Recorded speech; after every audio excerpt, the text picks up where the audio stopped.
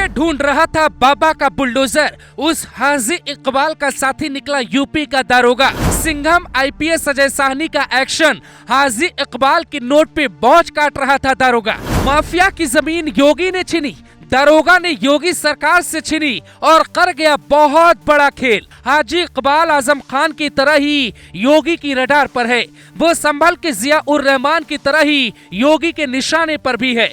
योगी के सिंघम अधिकारी उसका लोकेशन खोज रहे हैं। हाजी इकबाल पश्चिम यूपी का बड़ा नाम है। उसकी पूरी कुंडली सुनाए उसके पहले उस दारोगा की कहानी सुनिए जिसने योगी के बुलडोजर के साथ ही बहुत बड़ी बेईमानी कर डाली। सहारनपुर रेंज के डीआईजी हैं अजय साहनी। सिंघम आईपीएस के तौर पर इनकी पहचान है। हाजी इकबाल की जमीनों पर योगी का बुलडोजर चल रहा था, कई सालों से कार्रवाई जारी है। इसी बीच एक दारोगा को आइडिया आता है कि योगी सरकार की आंखों में ऐसा धूल झोंकते हैं कि अधिकारी भी न पकड़ पाए, पर हर अपराधी कोई न कोई गलती जरूर करता है। करोड़ों हजम करना दारोगा को इतना भारी पड़ा कि अब उसे हमेशा के लिए नौकरी से हटा दिया गया। सिंघम डीआईजी अजय साहनी ने दारोगा को बर्खास्त कर दिया है।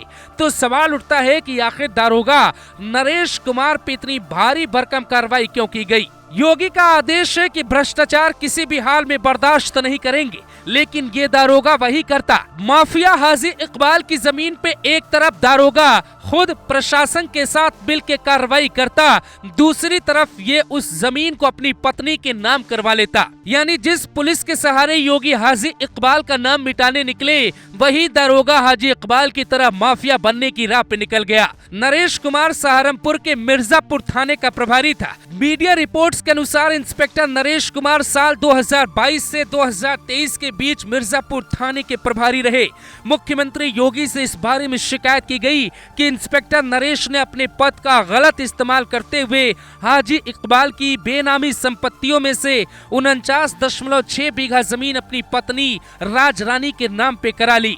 इस प्रॉपर्टी की अनुमानित कीमत तकरीबन 94 लाख रुपया की गई। जांच में पाया गया कि दारोगा बेईमान निकला और उसके बाद तो फिर योगी का बुलडोजर चल गया और नौकरी से डीआईजी ने हमेशा के लिए बर्खास्त कर दिया। अब सवाल उठता है कि आखिर हाजी इकबाल का क्या होगा और वो कहाँ है? 2025 के लिए प्लान क्या है?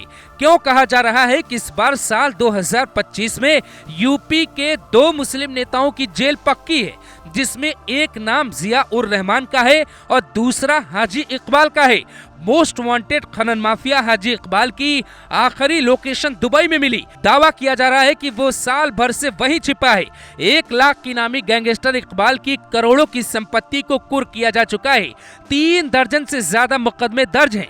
एमएलसी रहने के दौरान उसने मायावती की सरकार में अकूत संपत्ति बनाई। उसने सरकार तक को चूना लगाया। कहा जाता है कि मायावती और अखिलेश यादव का दुलारा हाजी इकबाल योगी के सामने टिकने की हिम्मत तक नहीं जुटा पा रहा। यूपी एसटीएफ को उसकी तलाश है और पिछले 2 साल से वो फरार है। हाजी इकबाल की एक तस्वीर वायरल हुई है जिसमें वो एक शेख के साथ खड़ा हुआ है, जिसके बाद सहारनपुर पुलिस हरकत में आई, लेकिन हाथ कुछ नहीं लगा। महाकुंभ के बाद हाजी इकबाल पे बड़ी कार्रवाई की तैयारी है। उसकी यूनिवर्सिटी पर फिर से बुलडोजर चल सकता है। योगी की पुलिस दुबई पुलिस के साथ मिलकर इसे गिरफ्तार करने की प्लानिंग पे काम कर रही है। सीधे शब्दों में समझिए तो हाजी इकबाल की गिरफ्तारी पे बड़ा सियासी ड्रामा तय माना जाता है। सहारनपुर में भी बीजेपी वो सच बाहर लाना चाहती है जो संभल में ला रही है, इसीलिए उसकी शुरुआत हाजी इकबाल के साथ हो सकती है।